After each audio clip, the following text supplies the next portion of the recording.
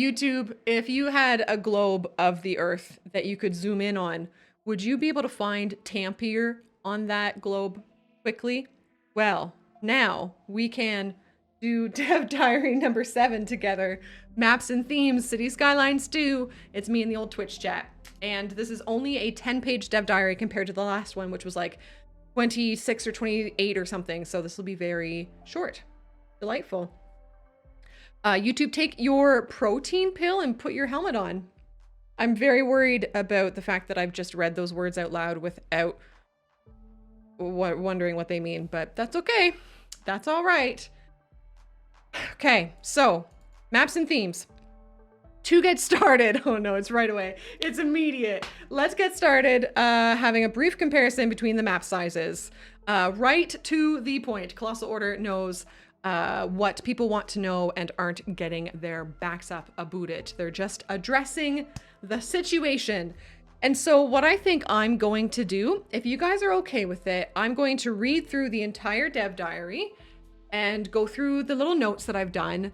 And I have images ready to show you that describe how I understand the map sizes. And we're gonna do those at the end of the Dev Diary, and then we'll watch the video together.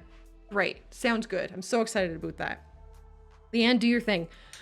So in City Skylines 1, the playable area was 5x5 tiles, and you can purchase 9 of them. So that 9 purchasable, like build-onable in one city size was 33 kilometers squared. Cool. In City Skylines 2, the tiles individually are smaller, but the total amount that you can purchase and play on in one city is the 441 map tiles, which is that. Right, and so I said that I was going to try to find someone who had drawn this on Reddit. By the time I was like ready to stream, I couldn't find an agreeable one that made sense for my brain. So I drew it myself in Microsoft Paint, and we'll get into it, I promise. Let's do that at the end. So additionally, the map tiles do not have to be connected to each other, which I think we knew already, but it's great. Technically, you can create small isolated pocket towns, and you can purchase the map tiles all the way to the edge where you can create new outside connections. That part is really, really lovely to me. That is like so much more customizability, being able to create your own outside connections. But wait, there's more. I love seeing the person who wrote these, having a bunch of fun writing them. The height limit is much higher than before, adding much more flexibility and freedom. So the height limit, I guess, is just custom assets if they exist, and the ability to landscape to an insane amount.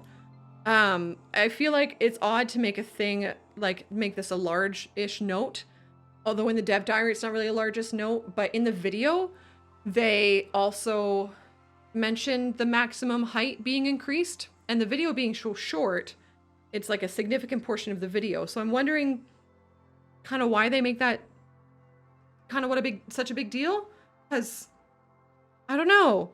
But yeah, the mountains, I mean, we get to see the mountains in the video and stuff. So I guess it's just being able to build much larger mountains. Themes.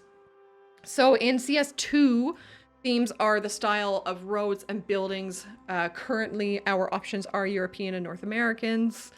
We'll look at them later. So when you do a new game, Todd, that's an excellent point. So for YouTube, if you're listening more, Todd here is saying that it's more of a big deal because in City Skylines 1, you could import real world terrain, but it squished it down because the terrain was funky. So the default map theme, you can choose when you're doing your new game. You can choose or see your climate information, which you'll get into next week. Latitude, telling you which hemisphere the map is located on, as well as how the seasons work, which is really cool. Buildable area available, excuse me, which we like feels similar to CS1. The the familiar natural resources, and of course, the outside connections that already exist. You choose the name for the city, you choose the default theme, enable or disable various gameplay options, and choose if you want the tutorial on. So here is, we've seen this already, I think, in a video, but just in case you haven't been here for that, you choose your city name, here's your theme option, you can choose left-hand traffic, you can choose natural disasters, unlock all, unlimited money, tutorials, restart tutorials, disable tutorials. Cool. Cool, cool, cool. Most of these options can be adjusted later when loading your city, with the exception of the map theme and whether the city obeys left or right-hand traffic rules. Thank goodness we can disable natural disasters like I like so much to do. Start a city with them turned on and I'm like, yeah, I'm just gonna let things ruin the city and I'm gonna be okay with that. And then I build a city that I really love and I don't want that to happen, so. Unlocking map tiles. Phil, thank you very, very much for your tier 2. I really appreciate it. I'm going to continue with the thing, but you know I appreciate you. New expansion permits are unlocked as you reach each milestone, and I think we get a good look at those milestones in the video, which is really fun. A brand new city starts with 9 map tiles unlocked, which is roughly the same starting area as in the original game. The camera can be moved around and rotated, allowing you to find the best suitable areas to expand into. Yay, quality of life upgrades over the original. And to me, that says that they have found like so many different little places to give us quality of life upgrades. Cause yeah, in the original one, you couldn't scoot your camera around and stuff, but now you can. And that's delightful. Selecting a map tile shows important information such as the buildable area, resources, and of course how much it costs. Very standard.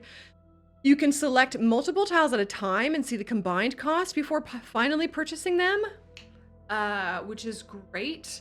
CO wants us to be able to have fun building cities rather than breaking our wrists, purchasing a million little tiles that they have now made a third of the size of the original one. The cost depends on the size of the buildable area and on the availability of resources, which is super logical. I get that. So they show us what it looks like to purchase tiles here.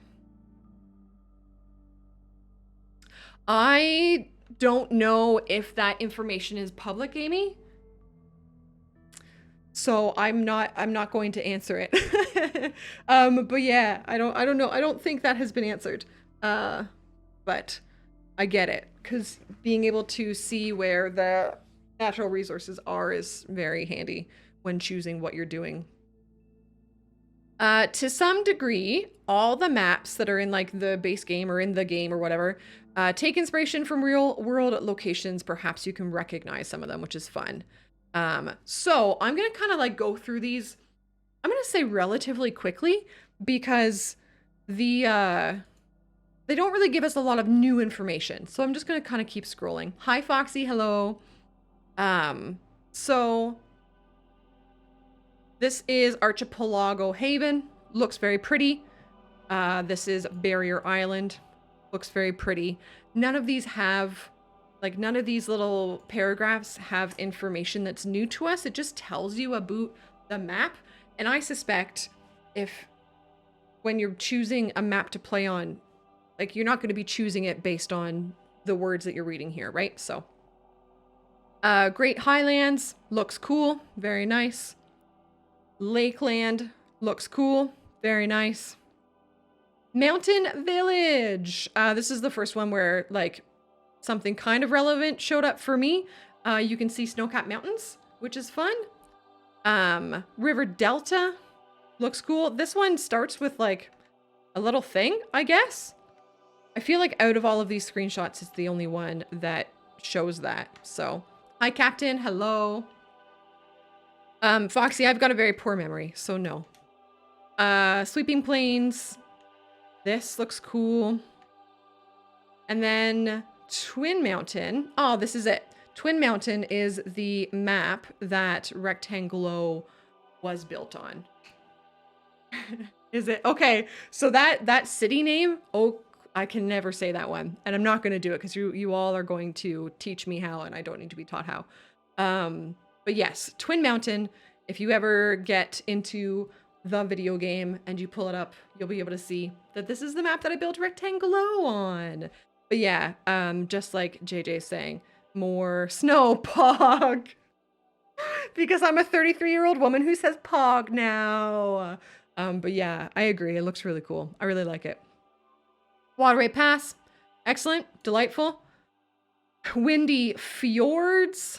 This one's really neat. A lot of them are really neat. And outside connections. All right. So the interesting thing is that all of the maps that at least like come with this game have an airway connection and power lines. So every one of them has an airway connection and power lines. And then some of them have the other connections and some don't. And that's what we would have read up in those things. In addition to the outside connections already on the map, you can create road, train, and ship connections once you get to the very, very edge of the map. So you can create your own outside road, train, and ship connections. I really, really love this change. It adds a lot of customization available to us with a limited number of maps available. I am when I saw the number of maps that was available from the get-go, it did feel like very few to me, but I think that's just because I'm used to the billions of maps that came with all of the DLCs. But I guess when you look at like base game City Skylines 1, the number of maps makes sense. Yeah, exactly, Red Mage. I love that. Azark, I can't answer that question. So the only outside connections you cannot add are airways, but like that makes sense because every map has an airway connection. So I'm curious if, you know how in CS1 when you're doing map making, it like there's certain things you have to tick off in order for it to dictate the map is done. Like you have to have water within the starting tile and stuff like that. If map making is part of CS2, are there going to be more requirements? Because there's kind of like more stuff going on with maps in these ones. I'm very curious. Yeah, I'm very curious how map making is going to work, if it's a thing. I want that. I want that. And then it just shows you what making a train outside connection looks like. We are almost at the end of the dev diary already, which is pretty rad, which is pretty delightful. When you start a new city, you can choose between European or North American, which defines the street markings, traffic lights, vehicle models for certain city services, and other roadside props. While each map has a theme connected to it, you can choose your favorite. But once you start your city, it can no longer be changed. So those are pretty straightforward words, I think. The visual style of residential and commercial zoned buildings. So they're excluding industrial there. So that would make me think industry is just industry. But the visual style of residential and commercial also depends on the selected theme when the zone is created. We knew this already, but it's good to remember. Hello, Papa Bear. Lastly, some public transportation stops have different visual styles depending on the selected theme. And as with zoned buildings, they can be customized in-game. So this was like a little bit like weird to me. I'm curious why they chose the street markings and service vehicles to be like permanently themed with the map, but not transit stops. And I wonder if any of you guys have insight into that. It's not a complaint for me. It's just like a, why? Like transit stops they feel like there's something that would go hand in hand with the road markings, but it says that you can choose the visual depending on the theme, customized in game. Just an oddity to me. I'm curious why. Papa Bear, thank you. Thank you for your resub. I appreciate you. I'm going to continue down, but this is it. This is the end of the dev diary. Medium and high density residential buildings of the European and North American styles. And yeah, but that doesn't necessarily explain why they're letting us choose between European and North American, right? So those, yeah, I don't think that's relevant, but I don't know. My little note here says, do we generally agree with how these two themes are presented visually here? So this is European, apparently. And then as we scroll over, this is the American style. And what density did they say this was? Medium and high density. Okay. Oh, maybe the high density is the stuff in the background? But yeah. And that's it. That's literally the dev diary. Yes, I like the fact that it feels like you can put these kind of side by side and people aren't going to look at what you've built and go, that's weird and wrong. So yeah, I like it. So let's do this. Let's do this map discussion. I'm just gonna regret. I'm gonna regret everything here. What have I got here? Okay, so I've got a couple visuals that I've drawn up that I think are going to be interesting. So this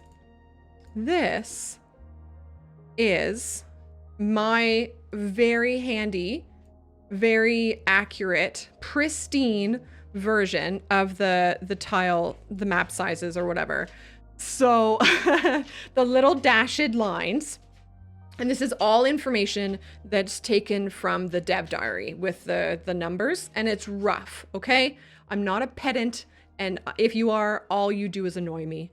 So the little dashes are the CS2 individual tile sizes. The thicker full lines are the CS1 larger tile sizes. So the one thicker line is, the one thick box in the middle is like one City Skylines tile, which is the 1.92 by 1.92. And then the shilks, the 3x3, so the 9 tiles is the, what is it? I can't even read it. It's so small to me. 3.76 kilometers. Is it 5.76? 3.76?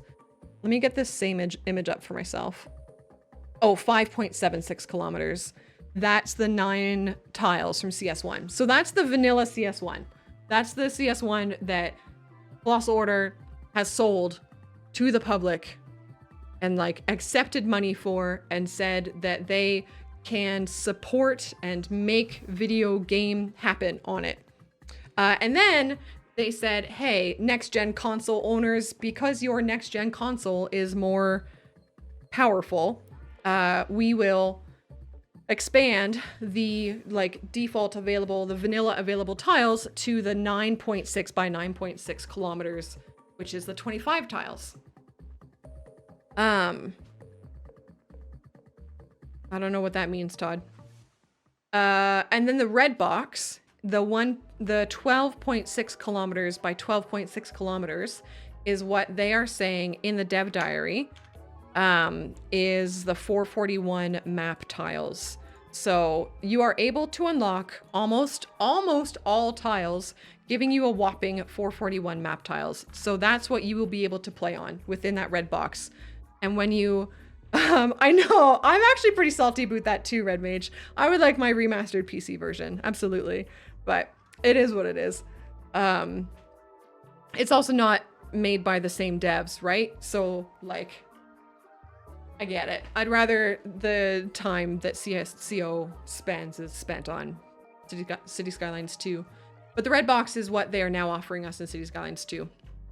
And if you wanted to bring modded City Skylines 1 into it, which is not something that the like devs are actively coding and supporting and selling you with money, that's what that looks like. Oh, let me give you all of that. So yes, the modified version created by other people that are not the game developers is 81 tiles. So that's the, I don't know what the number is there. Oh, I've lost my own maps. 17.28 kilometers by 17.28 kilometers. I don't understand why there's any controversy.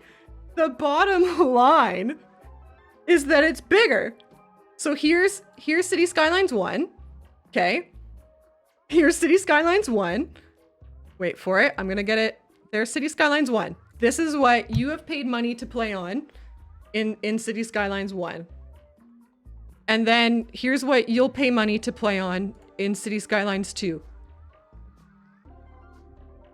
It's 5 times bigger. Like, that's the bottom line.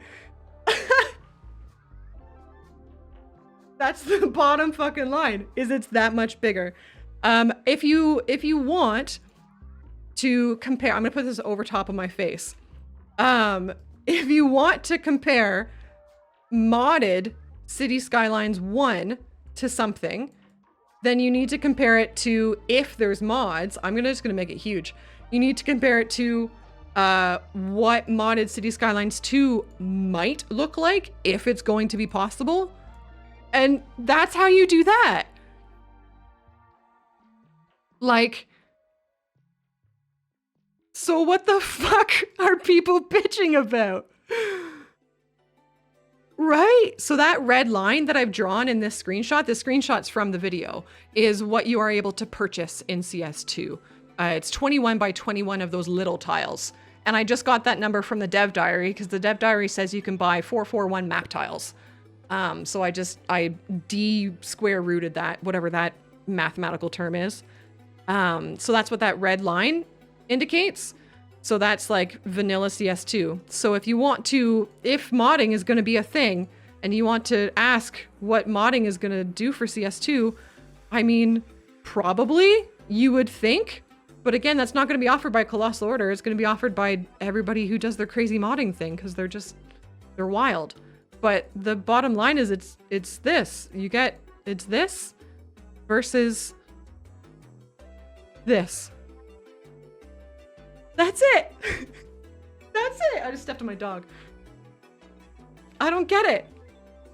I mean, they would have, if you want to talk about the fact that they took things that are from mods in CS1, they probably would have incorporated them anyways, right? Like, it's not like, do you want them to have just not taken anything that was in a mod in CS1? Because then they would have just never made their game any better. I think it's so silly. Yeah.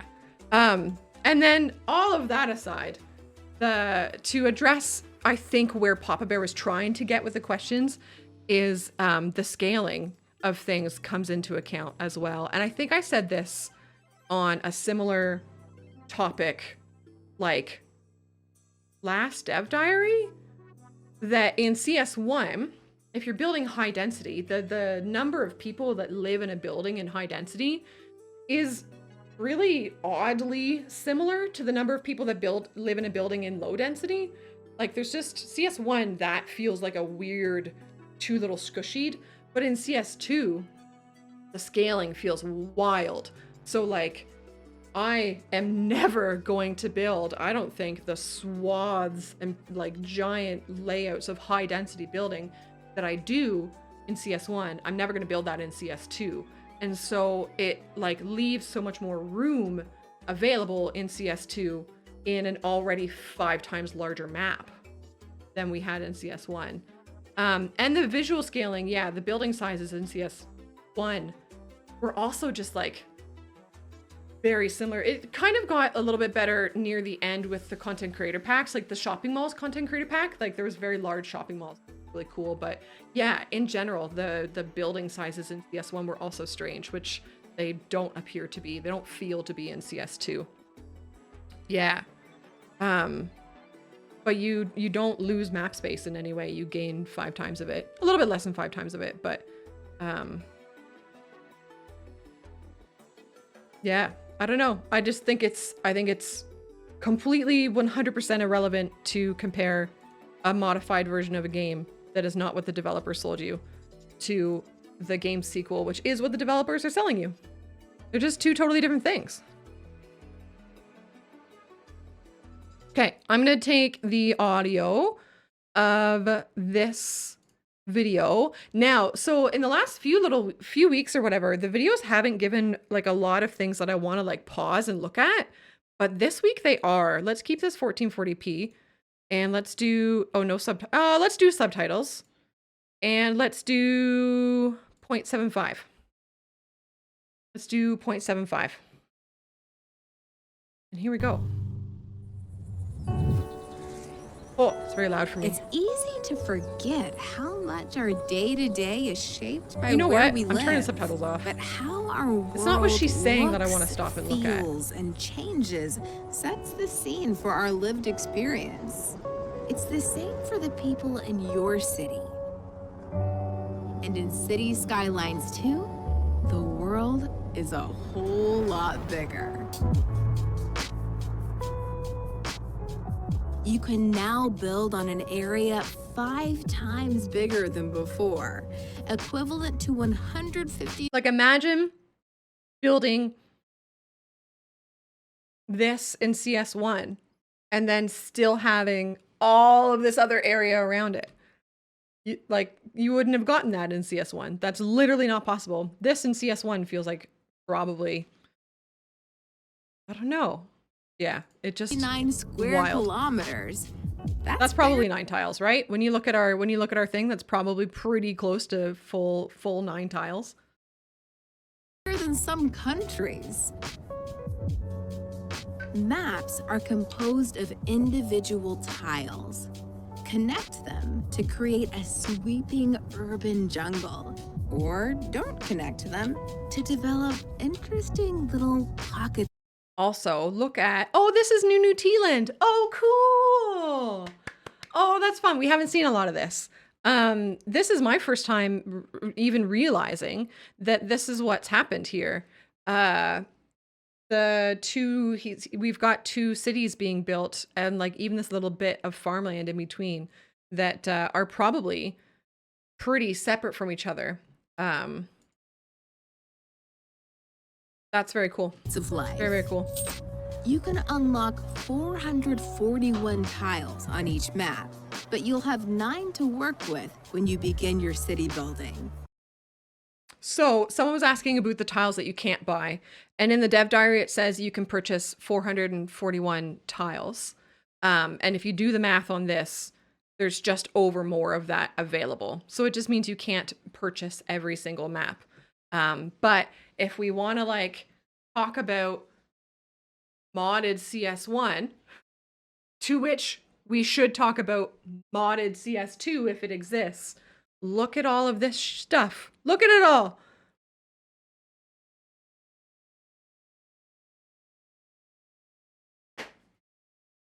Yes. Yeah.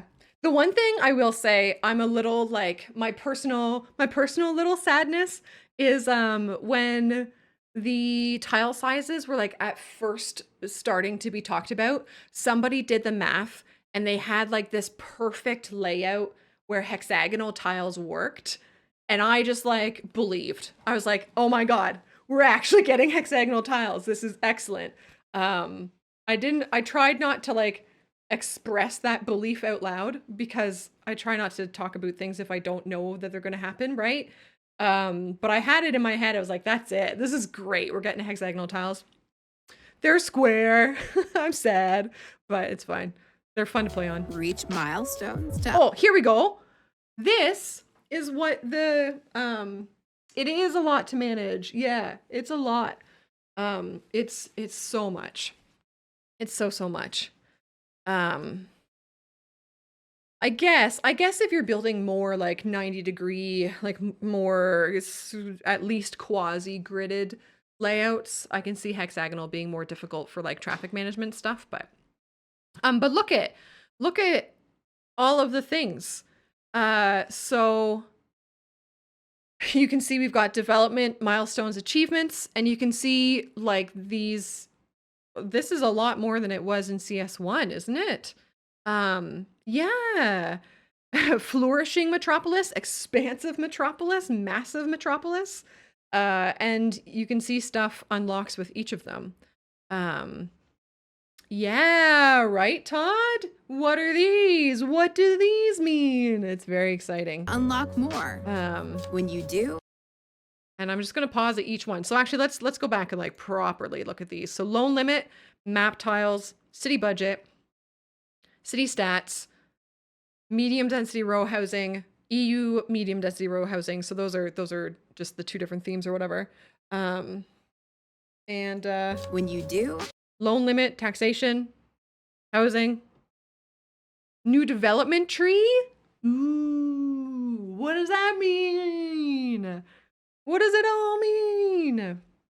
Oh, a 100K loan for tiny village. That's actually a great point, is the scale of the money. I think once we're done looking through what it shows us here, let's go back and see how much a tile purchase was, because I saw somebody say that the tile purchase looked expensive too. So we should go look at that. Yes, JJ, that is something to think about and talk about that I can't answer, but yes. choose tiles. Loan limit, service budgets, agricultural. Oh, this is stuff that I don't think we had the information for before, which is cool. I know that we knew that industry existed, but have we seen these words? Agriculture area hub, oil drilling area hub, mining area hub, forestry area hub, livestock farming. What is all this? Very excited about this stuff. Yeah. That best serve. Oh, and you can see that the XP thing is mentioned up here, and it looks like that XP number gets larger each time. Choose tiles. What do these serve mean? your expansion plan. I know, right, Shulks? Oh, sorry, I just want to get that last one. Is this it? Yes. Loan limit, mixed housing, vegetable, coal, communications, new development tree, mailbox, post office. What is it all? Let's go back and see how much buying a tile was. So you can unlock 440. Oh, it doesn't tell you. There was one area where it showed us how much buying a tile was. 59 square kilometers. That's for it. bigger than some countries. Wait for it. Maps are Oh, here it is. So this person's trying to purchase one tile, and it's $150,000. composed of individual Oh, and then two tiles, $241. tiles. $1,000. Connect them to create a sweeping urban jungle. Yeah, or chunks, don't right? connect them to develop interesting little pockets of life. You can unlock Pockets of life. 441 tiles on each map, but you'll have 9 gonna let to it play work through. with when you begin your city building. Reach milestones to unlock more. When you do, choose tiles that best serve your expansion plans.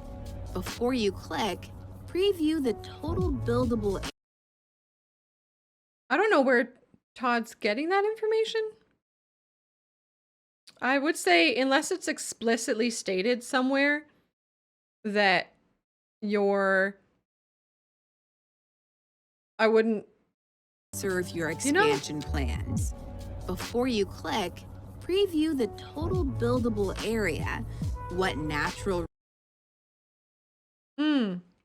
Well, in the developer diary, resource let me just scooch this down. In the developer diary, let me just make sure. Permit. Here we go. With these expansion permits, you can unlock new map tiles and continue to grow your city. So it sounds as though a permit is how you are able to purchase the tile. Yeah. resources are available and the cost of that tile. The expanded map inspires you to think big, but remember to think up. Height Yeah, these mountains limits are have crazy tall, increased eh? too, freeing you to carve a city higher in the sky than ever before. Building on this scale also invites you to think outside of the box, literally. Create connections to cities beyond the Yeah, edge of I your will say map I have to never, open up I trade have routes yet that can accelerate to your city's unlock all growth. of the available tiles to me. Before you Not even select a map, close, to be look honest. at where it sits on the globe. So here we can see what's available when you are choosing which map you want to play on. And as you like watch through them, like as you watch her click through them, you can just see like what information changes that is available for you to see. Is it north or south of the equator? And which hemisphere is it in? Check out how... Wait, hold on. Are the words that she just said, I think she just said, is it north or south of the equator? And which hemisphere is it in? Yeah, they are redundant. Okay. Okay. I try not to be a pedant sometimes, but built on, it is which what it is. natural resources it has, and what, if any, connections already exist to neighboring cities. Found a map you like? Click and give your city a name. Weeksville. This is also your chance to change the default theme if you want to. There are... Oh, and you can see here, selecting unlock all or unlimited money disables achievements. So in theory, there's achievements. I hope they work. I hope they work. Oh, I'm so sad I can't get all the achievements in CS1. I'm so bummed about that. North American. Themes shape the look and feel of your city, from street markings to cop cars. The biggest difference is the architectural style of residential and commercial buildings. You can add buildings from the other theme when zoning your city. This lets you pepper European... And that actually kind of lets us see how that looks like maybe a difference in landscape. It does, right? Because that's like the concrete of a building or whatever that goes below the landscape line. So you can kind of see how difference in land elevation looks at a more close-up level. Yeah, Shilks, absolutely. Your city. This lets you pepper European buildings in your North American city, and vice versa. Still, the theme you choose dominates the appearance of your city, and it can't be changed later. There are 10 maps in the base game. I don't think I can answer that question real-world on like an official level, G-Money, but I don't know why they would vast area make it available on the new expanded maps. I don't like if you think about playing City Skylines. Yeah, if you think about playing City Skylines, you play through Talking City Skylines 1, right? Like you play through the milestones and you unlock the tiles as you unlock all the milestones. And I wouldn't want that to like have all of my tiles unlocked for all of my cities, because you choose different tiles to unlock. So I can't see a reason they would ever make it transition between different cities. I don't see that being a viable game development choice.